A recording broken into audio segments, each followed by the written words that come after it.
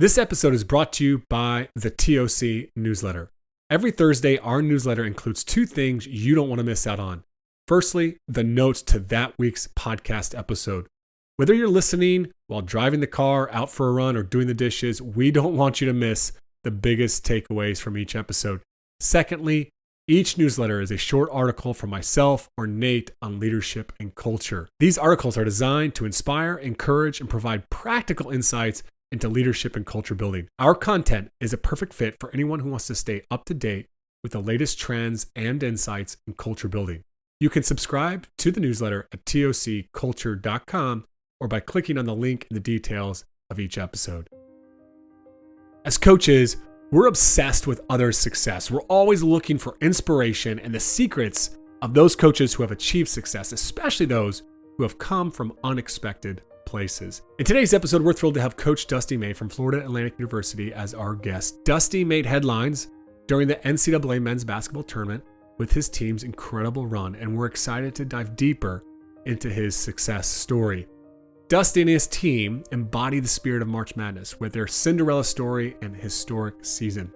Despite the underdog status, they made it all the way to the Final Four, putting Florida Atlantic University on the map.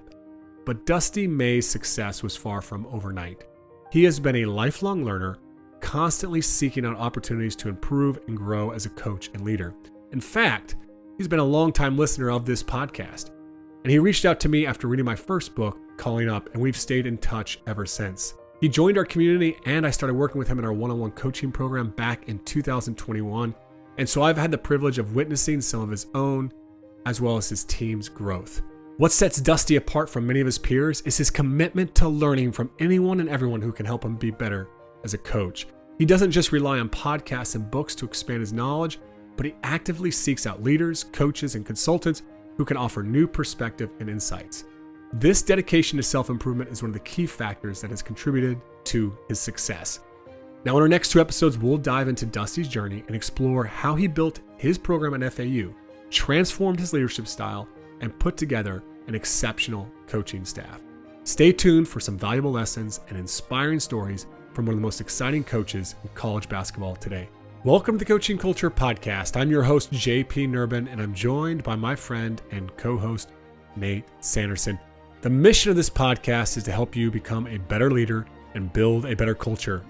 In addition to this podcast, I'm the founder of TOC, which provides one-on-one coaching and consulting for leaders. Learn more about us at tocculture.com. This episode is brought to you by the TOC community. Looking for ways to take your coaching to the next level? Our community offers a wealth of resources designed to help you transform your team's culture and drive success on and off the court or field. With access to our online courses like the Culture System Online, the Competitive Cauldron, and Playing Time System, you'll gain the skills and knowledge you need to take your coaching to the next level. And that's just the beginning. As a member of the TOC community, you'll also get access to hundreds of digital resources, including team building activities, player, coach, and culture assessment surveys, and other documented methods and processes to help you build a winning culture. But it's not just about the resources. You'll also get to connect with other coaches from around the world through our group chat and participate in multiple book studies and roundtable discussions each month. If you're ready to take your coaching to the next level, join the TOC community today by visiting tocculture.com.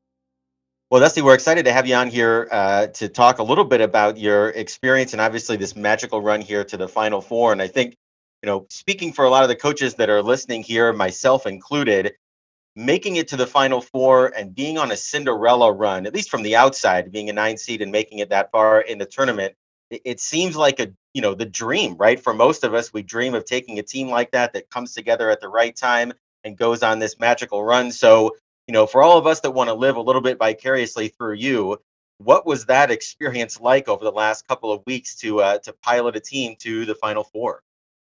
Well, Nate, the last 2 weeks was simply a culmination of basically 4 to 5 months of as enjoyable as an experience or ride as you could be on. We won 20 games straight during the season.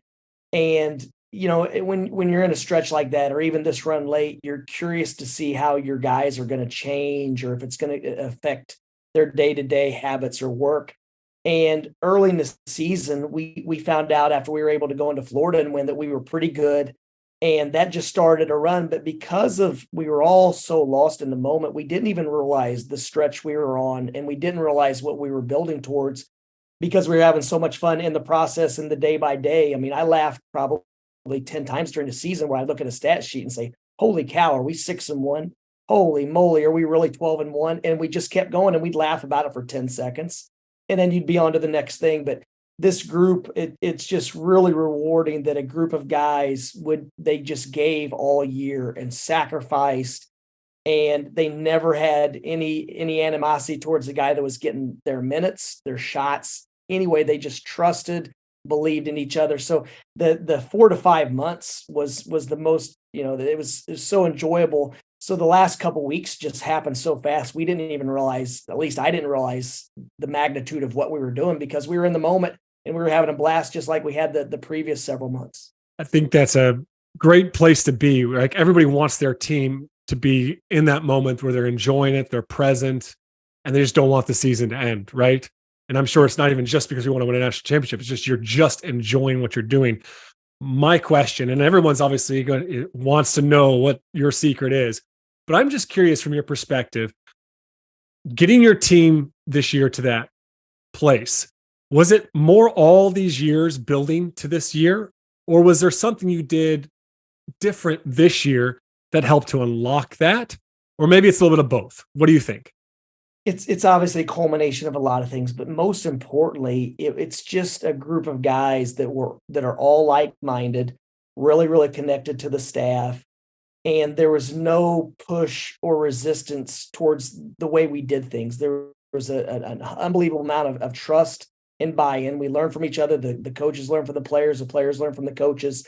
And it was more just the players that are the leaders of our team are now in a starring role and in position where they could lead and we're also the better players. So I think there's a lot of factors that went into it. But once we got going, then it was almost like a snowball where they all worked so hard and it was never anything unhealthy. It was just they pushed each other in between the lines. They only knew how to compete at a high level. And then as soon as we were done, they were best friends in the locker room or sitting around on the court after practice, cutting up, telling jokes. So just a really unique group that are super close, but yet in between the lines, they would talk trash to each other. They would go at each other's throats. They would push, challenge, and they love to compete. So I think it's just a really, an odd mixed formula that came together to do something special. So I think that those things all rolled into one, but it wasn't this monumental moment. It was a lot of hours working towards this and really just a group of like-minded people that are all on the same page. I think is probably the biggest thing. I think one thing that coaches, when they hear an answer like that and they think, man,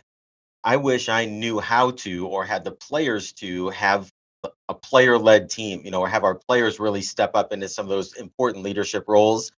How do you bring guys along at your level, to be able to start stepping into those leadership roles? Well, as a staff, we identified a couple of our players that we thought were great leaders. And last year, we didn't feel like they were leading the right way. And so we just brought them in and told them what we saw and what we felt like they could do differently. And in hindsight, what I found out this year is one of them didn't even look at himself as a leader the way we did. We just noticed how when he spoke, everyone listened. When he had the room, he had the room.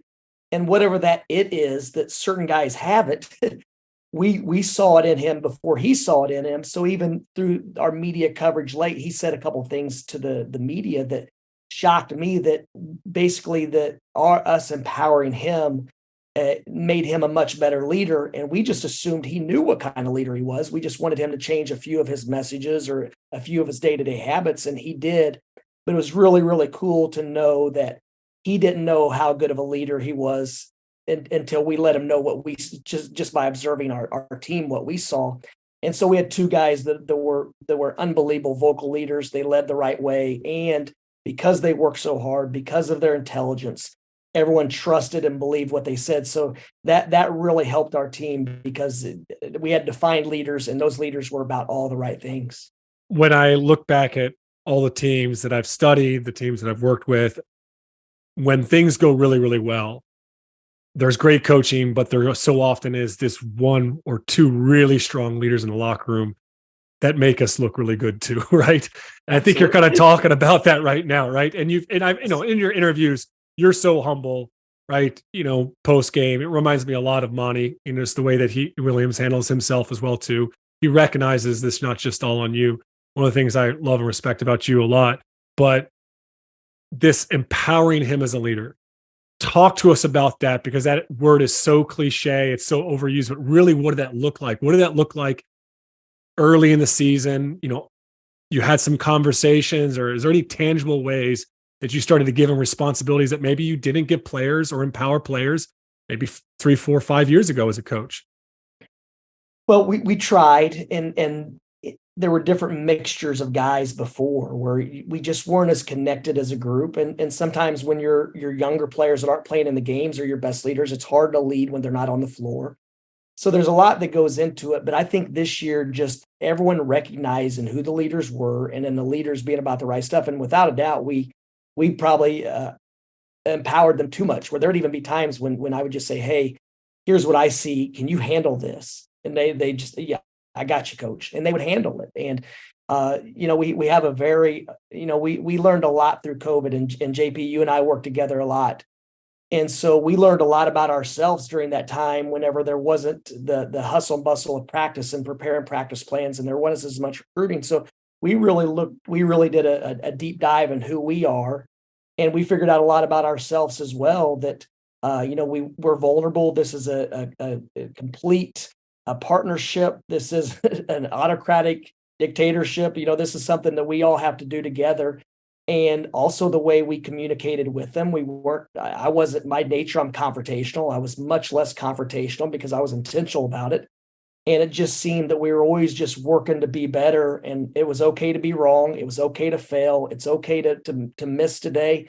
As long as we were always trying to get better as players and as people, then everyone is in good standing throughout our program. And that's kind of what we've adopted as almost our mantra, that as long as you're trying, no matter how you play today, no matter if we won or lost, whatever the case, as long as you're doing everything you can to improve and your attitude's great, then you're never going to have an issue with the staff. So I think that was a big part of our success too, that our players realize it's okay to be wrong. It's okay to make mistakes. It's okay to fail, as long as we're trying to learn from those mistakes or failures.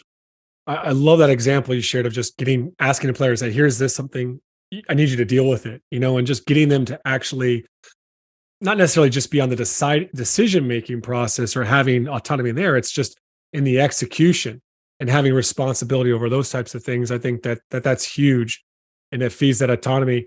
I think when it comes to the leadership, was there one or two guys that you felt like was in the recruiting process that you were really looking for in that, or is you just kind of landed on that? Like, I'm curious. So often, I think in the recruitment process or the selection process, we're trying to find that leader, that one that can carry the team. And I'm curious if you noticed those qualities early on and that attracted certain individuals, or you just got them there and said, hey, now these are things we need to nurture. No, I think the qualities that stood out in the recruiting process were that they were just likable. They just had a way with people. And then once they were here, we noticed their leadership capabilities. So I don't think we recruited, we didn't intentionally recruit these guys as great leaders. They just, we discovered it once they were here. And then obviously they continue to grow, learn. And even they say today that they're much different now than when they walked in the door. So, yeah, it's something that's evolved into this where we are. But there's two guys that control our locker room that are always putting out the right message. Dusty, I want to ask you one more question here, just about that kind of period of reflection. You're talking about learning more about your program and your guys. Did you learn anything else about yourself? Just through some introspection, maybe, or reflection that way, that's made you different on this side of the pandemic, maybe, than on the front side? Yeah, we all got to figure out who we are, and as a person, I don't like to be wrong, and if I am wrong, then I want to find out why I was wrong, and I want to figure out how not to be wrong again. So I think even that, when you're challenged not to be confrontational, to look at it from, maybe I don't agree with what you're saying, but I'm going to listen to it, I'm going to process it, and I might change my mind, towards what you're saying. So I do think that we've come a long way with simply being vulnerable to our guys, letting them know that we make more mistakes than they do. We're going to make mistakes daily, but we're always trying really, really hard not to make those same mistakes. So, yeah, I mean, I think that's helped with our guys, let down their guard as well, knowing that we're all confident in our own skin. We all know who we are. We have great self-awareness, and then we're just trying to get better. And whatever that looks like, we're not sure, but we're hunting for the answers every single day. Let me follow up on that real quick. You knew you needed to make a change, like in this, you use this word confrontational a lot. So you knew you needed to make a change in that area because you were not as effective as you wanted to be as a leader. I think I'm right in that. Yes. If I'm wrong, okay. How did you make that change though? Like, I think knowing I need to make a change is one thing as a coach, right? I knew for years that I was losing my shit on the sidelines way too much on my players, but I struggled to make that change. For you, how did you make that change? Well, just noticing that by what I was doing wasn't working. We had a couple guys early on that I would go at in a confrontational manner, and I didn't enjoy it. They didn't enjoy it. They weren't any better because of it, and I wasn't any better because of it.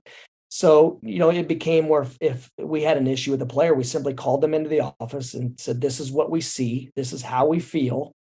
And are we off base? Are we right?" And even with the leaders, we had an issue, and they said, "No, that's exactly what was happening." I mean, they were real about it. They didn't try to, as young men, there's a lot of times when if we're confronted, our I think human nature, your first instinct is to try to go back at. If JP, if you call me out on something, my first instinct is, or reaction would be, to find something to go back at you instead of you're saying it. So I'm going to process it. I'm going to think about it, and then we can talk about it after, but I'm at least going to process what you're telling me and look at it from a different perspective. So I think we do that, throughout our program. Dusty, I want to ask you this question. I think in coaching, and I don't care what level you're at or what sport you're coaching, we've all sort of feel this tension between culture, this buzzword, and trying to create this great environment where people can excel and they can reach their potential. But we also know we have to balance that with talent, right? I mean, we have to have guys with ability, and I'm watching the women's game. I'm in Iowa, and what a magical run, the Iowa women went on this year. And I remember Lisa Bluter saying before the championship game, kind of their final huddle, and the cameras there, and she said, we're going to out team them tomorrow, and then LSU comes out and hits 9 threes in the first half and scores 102 points. And, where's this balance between you've got to have talent, you've got to have guys that can get it done, but there is a role of culture in that equation as well. Well, we're very upfront with our guys, and our league is talented, and there's a reason we're picked fifth or lower every single year, because maybe our individual parts, or maybe it's my coaching, whatever it is, doesn't garner the same respect level as some other programs. Whatever it is, we're not concerned with why, but we talked about it that yes, we have really good players. We have really good players on our team, but we're not sure that we have better players than some of the other teams. But what we talked about is we can be more together, we can be more connected, we can be more about each other and more about the team. And that's what's going to be our separator or competitive advantage. So we've been open from the beginning what we think can be our competitive advantage. And we knew we had a group coming back. So even last year, what can we be? What can separate us next year? Well, our continuity, our togetherness, our relationships, those are what's going to separate us from all these other teams that also have really good players. Well, and I think so often, culture, it can be an accelerator, but I think there's a ceiling on that because of the talent.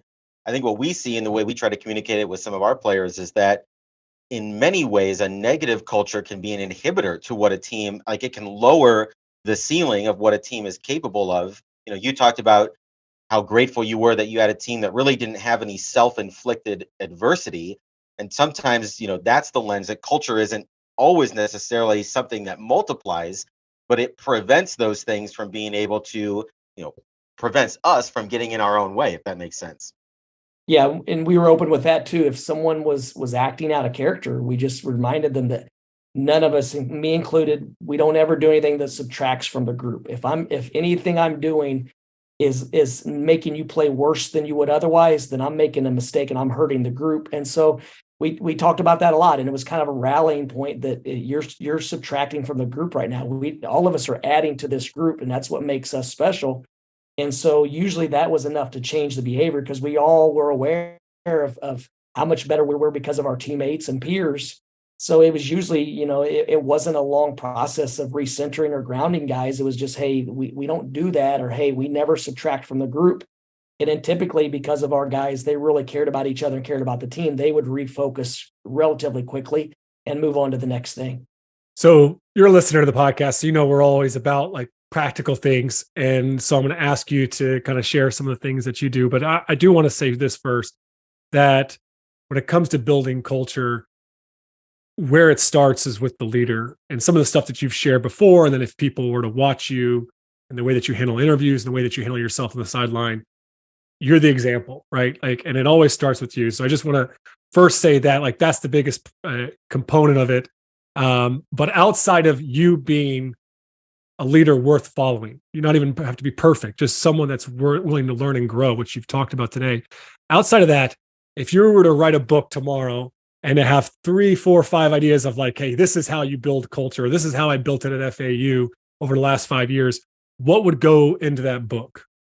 Well, number one is living it. If I do feel like our staff lives the message we preach every day. We don't talk about loyalty and then be disloyal. We don't talk about how material things aren't as important as our relationships. And if we were only concerned about material things, we tried to live the example of what we speak on every day. And then I learned this, I try to read a lot, and usually there's 1 or 2 things from each book. So you read a 250, 300 page book, and hopefully you steal 1 or 2 things that sticks with you over time. And one thing in one of Dean Smith's books that I read years ago that we used this year was, if you do what we ask you to do, if you really buy into what we're teaching, then the wins are yours and the losses are ours, 100%. If we lose and you're doing exactly what we ask you to do, then those losses are on us as the staff. And every single win is on you guys. You guys get the wins and we get the losses. And that seemed to resonate with our guys. I know it resonated with me, because if we lost, and there were even times when our guys, Coach, why did we do that? And that's what I forgot to mention a minute ago, JP. We have such a high level of trust in our program that sometimes I would assume that we didn't need to give them the why. And when we gave them the why, it was amazing at how just it made them feel so much more involved or part of the process.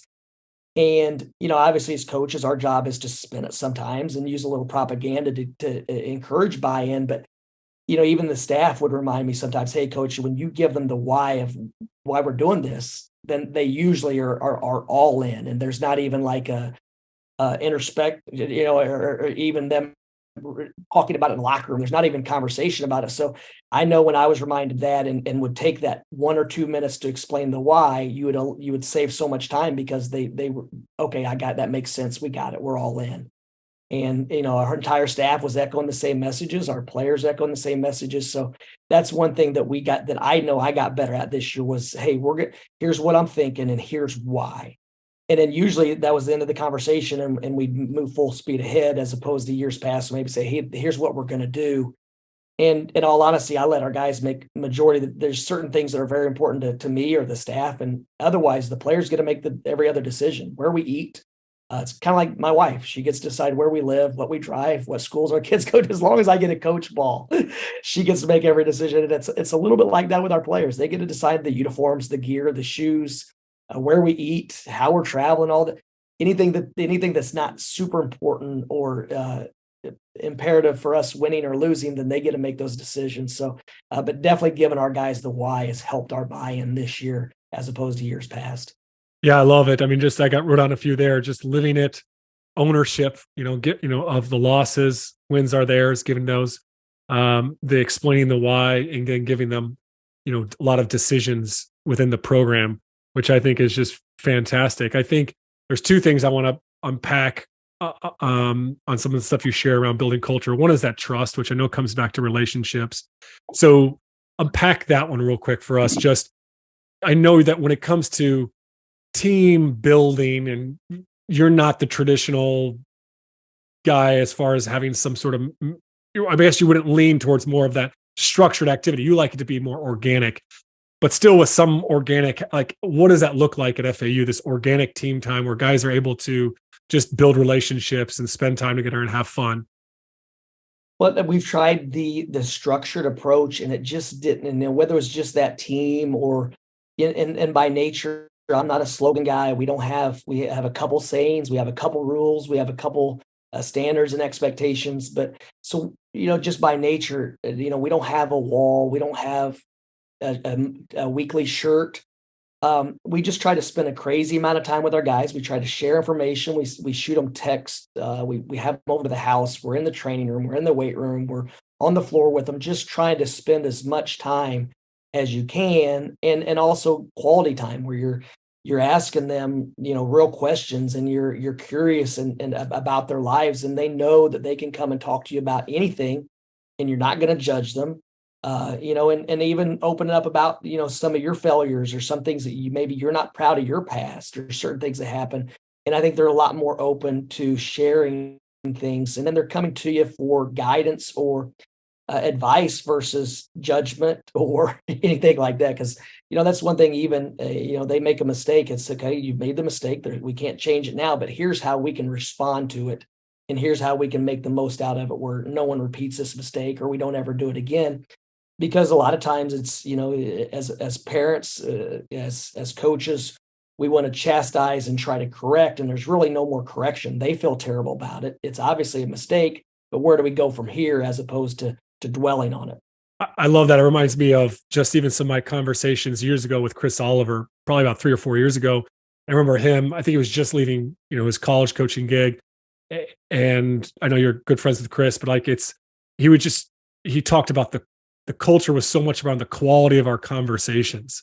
And I remember that always sticking with me. And ever since then, I've always said, yeah, that's a pretty darn good indicator. What's the quality of our conversations here? And here you're talking about authentic, vulnerable conversations. And obviously, I'm sure you guys are having plenty of laughs as well. We laugh a lot. we joke, and the team exercises we do the things that a lot of colleges do. The start, stop, keep. We do the hero hardship highlight, and all that does is just start conversations. It's not as if we want these we're judging or anything like it. All it does is just help each other. There's a topic, and now we get to know each other. But our guys enjoy the time with each other so much. They sit on the court, they sit in the locker room for hours. They're they act like a group of young men that enjoy each other's company. So it's really easy to have these true natural conversations with them, because they do it amongst themselves. And they share a lot of the stuff with us as a staff. This episode is brought to you by the TOC one-on-one coaching program. We're dedicated to helping leaders and organizations build an extraordinary culture that puts people first. At TOC, we believe that coaches need coaches, and we're here to provide you with the practical guidance and support you need to succeed. Our program includes weekly one-on-one coaching calls with myself or Nate, who will serve as your trusted sounding board and help you navigate any challenges you may face. You'll also have access to our culture assessments and 360 feedback, which provide valuable insights into your leadership style, as well as personalized plans for creating a culture that reflects your values and goals. As a member of the TOC one-on-one coaching program, you'll also gain access to our thriving TOC community, where you can connect with other coaches from around the world, participate in book studies and roundtable discussions, as well as access a wealth of resources designed to help you build a winning culture. If you're ready to take your coaching to the next level and create an extraordinary culture for your team or organization, we'd love to hear from you. Visit tocculture.com/work with us to learn more about the TOC one-on-one coaching program, or you can find more information at tocculture.com. Links to both of these sites will be included in the details of this episode. This might sound like a strange question, but it's made me think a little bit differently here as you've been describing kind of your relationships and the importance of trust. As you're building that, and those relationships don't happen overnight, right? I mean, they take thousands of small deposits, right, in that relationship bank account. How do you know when you've got the trust of your team, or you have the trust of individuals on your team or on your staff for that matter? I think it's a feeling. You feel it or you don't.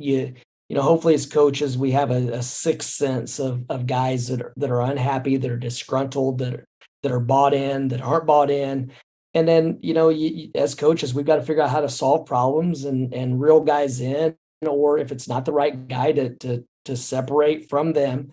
As coaches, I mean, that's ultimately why we get paid, for our brain, our instincts, our feel, whatever it is.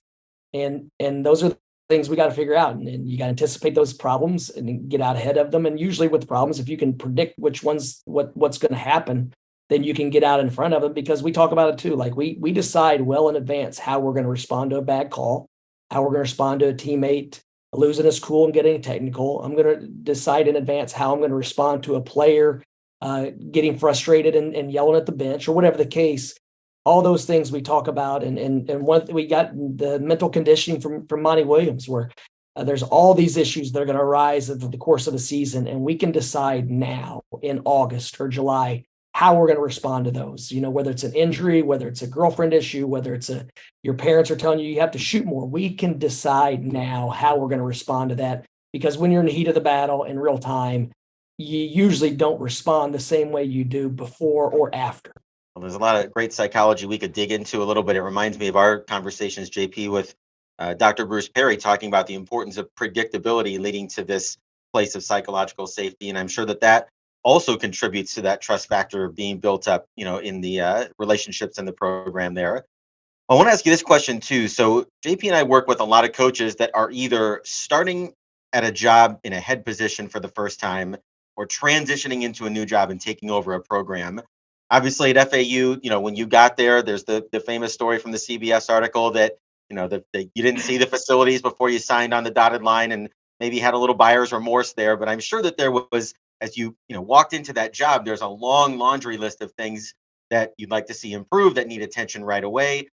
What are some of the first steps that made the biggest difference for you when you started at FAU 5 years ago? Oh, and that article is, I'll give you a quick background on the article. Matt Norlander, who wrote it, we were having a conversation, and it's when we got ranked, I believe was when it came about. And people told him how terrible the facilities were, and there were certain things about the job. And I just said, hey man, like we still have to recruit here. Like I don't really want to do an article about how bad things are here, because they're not that bad. They've gotten better. There was a point in time when they were really far behind, but we're not that far behind anymore. And he said, well, you're going to be at another job anyway next year. And I said, no, I'm not. And he said, well, how about this? If you leave for another job, then I can write the story. And I said, yeah, that's fine. Whatever. If I take another job, we'll let somebody else, sift through that, just kind of joke. And then I saw him again, and he said, hey, if you make the final, I think it was before the tournament, he said, if you make the Final Four, can I write that story? And at that point I'm thinking, yeah, if FAU makes the Final Four, you can write whatever you want. And he happens to be in the garden on the court, and we advance to the Final Four, and he says, hey, do you remember when you told me I could write the story about your experience after you took the job if you made the Final Four? And I said, oh my goodness, I did say that. Obviously, I didn't want that to be out. I thought it was not a great reflection on me. But he said he got a lot of great feedback from coaches that experienced that same thing. And I've had a couple coaches this spring call me and say, hey, I read the article. I'm going through it right now. This, or this, what I do. And I just said, man, you're in 48 hours, you're going to feel so much better. You're going to get a good night's sleep. You're going to breathe. It's going to be a new challenge. Right now, it's daunting. You're going to be fine. Just get through today, and tomorrow and the day after, you're going to feel completely different. So I do feel like it's by being in that position where that became a story has helped some other coaches, and hopefully it has. But over 5 years, it's not like this has been a cultural revolution. I mean, JP and I had even talked about it at times where I thought, you know what, man, the good guys aren't winning. They don't win. Like I'm trying to do this, and this is how I want it to be done, and this is how I want my kids to be coached, and this is how I want to coach. But we're not turning the corner. I don't know why. And so I said, I'm not disagreeing. I'm not going to change. I'm going to continue to do this because I believe in it. But I'm also starting to wonder if you could win and do it like this. So it's been a long journey. I'm so happy that we have one, just so that it's proven to myself and our staff that we can be who we are, and that be enough to win. Because ultimately we have to win if we want to continue to coach at great places like Florida Atlantic. that's why that's the story, the whole experience and seeing you have that success was just so awesome for me on the side. It was awesome to see that because I know we've had those conversations. I'm wondering for your staff, those guys that you've brought in, how have you utilized your staff to really build the program at FAU? How have they been? You've talked a lot about the trust. You've mentioned them a lot today. I'm just kind of curious, what's your approach towards staff building? We're all in it together. I don't think there's no one searching credit. There's no one searching for accolades. It's just our players get all the shine. We know what we do behind the scenes to contribute. And it's just like in the basketball game. We rarely praise the guy who hit the shot. We praise the guy that made the cut. We praise the guy that set the screen. We praise the guy that made the pass. And we praise the guy that made the pass to the pass. And you'll see it daily in practice. So it's the same thing with our staff. Everyone has made so many contributions, but they don't have to feel like they're the star of the biggest role or the star, just like I don't. Just we're all making the deposits, as Nate said, or we're all making these contributions every day that hopefully add up to something special happening. And I do think that there is a direct carryover with our team and with our staff not having an ego. You don't know who. If you came here today, you would have no idea who recruited who. You'd have no idea who's has the best relation, because from top down, everyone treats all the players like they recruited them, like they went in their home and promised them the world. All the things that typically divide a staff, there's none of that on our staff. There's no animosity. There's no, he does this, he gets credit for that. The newspaper wrote an article about him. These guys don't care about any of that. And because of that, it trickles down in with our guys, where they're happy if their teammate gets an article written about them, or they're happy if their teammate's all league. And if they're not, then they stand out like a sore thumb because everybody else is. So I think it's who these guys are. And then also, like, we're all resisting human nature to want the personal shine and want the stuff that it feels good. Like our brains are all firing the same dopamine when we read something positive or hear something positive, but it's realizing that that's not real. And that's not really what we're looking for when you take a step back. And your staff is just, for the record, it's just not normal.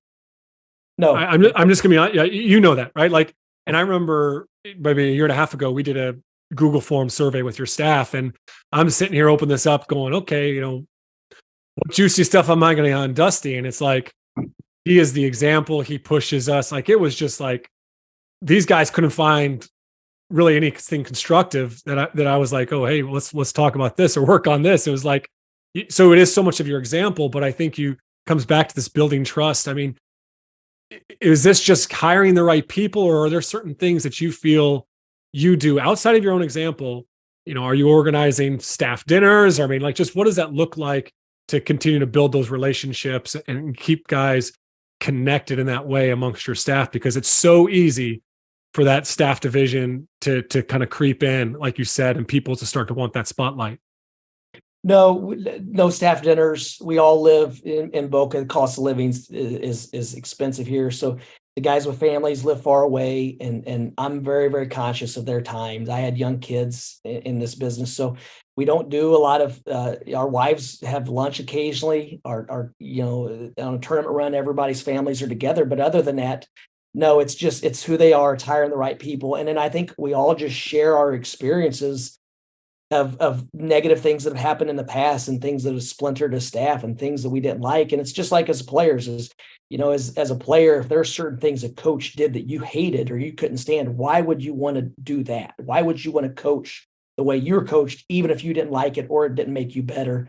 And I learned that. I was a fraternity. I remember during pledgeship, you'd have these guys that were completely broken down through the pledge process. And then the day they were initiated and became brothers, they started doing the exact same thing or replicating that behavior. And it was comical to me, saying, I saw you a week ago, how horrible you felt about yourself. And it never bothered me, because I laugh at myself, and you could say anything to me and I'm probably going to shrug it off and laugh about it if it's not anything serious or relating to the moment.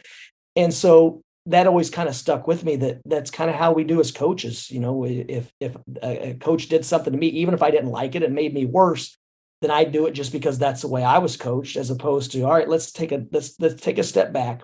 And let's throw on the table all the stuff we hated being done to us as players, or we hated that coaches did this, or this. And now let's try not to do any of those things if we hated it as players, because the next group of players are probably going to hate it too. So, we're very conscious of once again, and we talk about it too, of none of us are going to subtract from the group either. There's games we walk in and I'll say, man, guys, I had bad body language like 2 or 3 times last night. I can't hold you guys to a higher standard. I'll be better. I was frustrated with this. I was sleep deprived. It won't happen again. So I think from everyone in our program is very conscious of what they're doing to the group and how the group's reacting to how they're acting or behaving. And that's a great example of you taking ownership of your behavior and setting the example of like self accountability. And I'm sure other people just follow suit, within that. But I'm curious, is there opportunities, or have there been moments where you guys have had to hold each other accountable to some of those things you talked about and maybe give each other feedback? Like, how is feedback within the staff culture? What does that look like for you guys? We just laugh and tease each other.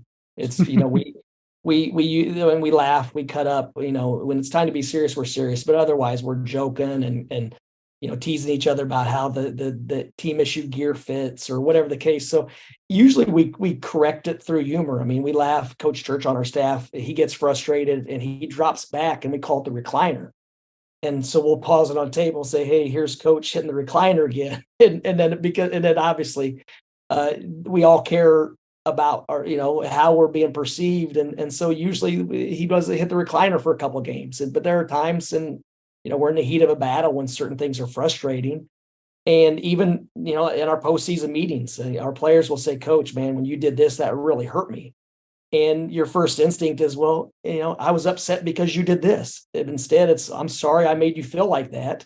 This is why I did it. I was so frustrated because we had worked on that so much in practice, and then there wasn't any carryover. I was probably more frustrated myself as a coach because I couldn't fix it. And I'm sorry that I acted that way towards you. And usually then they take it a lot better, because your first instinct is to go back, well, here's why I did that. And we just try not to do the things that, are basically human nature. Well, there's so much power even in recognizing when your own defense mechanisms start to kick in, and JP and I have talked in the past about using that accusation audit and trying to listen. And, I use the phrase with our kids, I'm trying to understand your side of the table better, because obviously I didn't understand it very well in the moment. And then we expect, that they would try to understand our side of the table better when we do have a chance to talk it over. And I think those conversations are more rare than you might expect. Different programs and different levels where there's that level of A, vulnerability from the head coach, and B, an openness from the player to really try to understand, one, accept that you're taking responsibility for it, but also to understand where you were coming from. And if you can find a way to navigate in those conversations, boy, they can be powerful. I mean, they can really change the relationship when players are willing to do that with you. Yeah. And I think it's a built-in advantage to not have the playing career that I had, and to just be a normal Joe Schmo. I don't look like a coach. I look more like an accountant, and nothing against the accountants out there, but so I think it's easier for guys like me that I have a healthy ego, because I put in a lot of time to try to be great at what I do, but I don't have the ego where I have to portray this image or portray that image. I can just be who I am. And hopefully at 46 years old, you're comfortable with who you are. And so I do think that's a built-in advantage that I have, because that I'm a little bit different than most coaches who are great players and who are 6'5" or 6'8" or whatever the case. They have the natural imposing stature like Coach Knight or those guys. So without doubt. So I do think that it comes a little bit more natural and easier for us, because, I don't want to club the other staff. We have a couple of really good players on staff, but because we weren't superstar players, we can just be coaches and be who we are. Well, and sometimes, I know some of the coaches that I've worked with have used this phrase, and I have as well. I don't know what it's like to play for me. So my good intentions and what I thought I was communicating, I don't know what it's like to be led by me, And so in some ways, that builds in a little bit of vulnerability where I think now a player reciprocates. I'm trying to understand a little bit what that's like to make it better, and then that almost goes back to the Ted Lasso episode of, when you read that there's not enough water pressure in the shower and you do something about it, all of a sudden players are maybe more likely to open up when they see that you're being authentic, right? And you're trying to improve their experience and yours as well. All right, we're going to take a break in our conversation with Dusty. You know, one of the most powerful questions for self-reflection that I've heard recently is, how am I complicit in creating the conditions that I don't want? How am I complicit in creating the conditions that I don't want? This is a question Dusty has reflected on throughout his time at FAU. So much of what he is about as a leader is just focusing on his effect as a leader and then on what he can control moving forward. Some of my other takeaways, though, from today's episodes are this. First off, he took time to reflect. Dusty took time to reflect and learn more about not just his players, but himself, to truly understand himself and how he wanted to coach. This just reminds me of our last interview with Anson Dorrance. Know yourself, know the type of program you want to coach and you would want to play for. Also, Dusty demonstrates how the change in our culture, the change starts with us. We have to recognize some of the things that we're doing that are contributing to the environment that we are creating, the things that we're not happy with, and then we have to go fix those things. Another huge takeaway was that on recruitment. I love how Dusty focuses on recruiting guys that they like, right? That they would want to coach.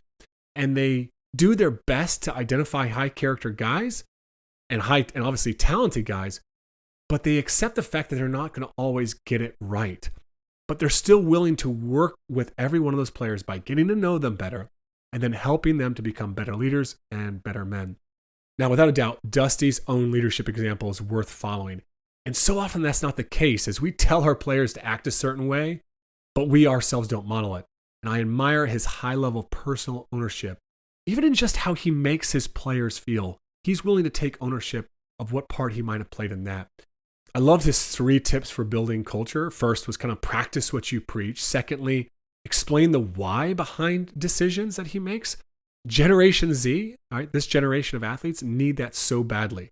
We've got Dr. Tim Elmore on the podcast the next few episodes to talk more about that idea as well. So stay tuned for Dr. Tim Elmore. And his third thing was let them make decisions. The more we want them to take ownership and responsibility, the more we need to let them make decisions. I love also how his goal is to spend as much time as possible, real quality time, with curiosity, asking real questions about them, being truly curious. It changes the relationship, and he talks about how they start to come to him for guidance and advice. Team activities at FAU are just about starting conversations. The quality of your culture will be determined by the quality of your conversations. And lastly, not sure if you caught it, but really developing your staff comes down to identifying obstacles. Just like with your team, it's one thing to have a shared vision, but they as a staff sat down and talked about the obstacles. They reflected on their experience as a player and a coach. What caused conflict? What did they hate? What didn't work?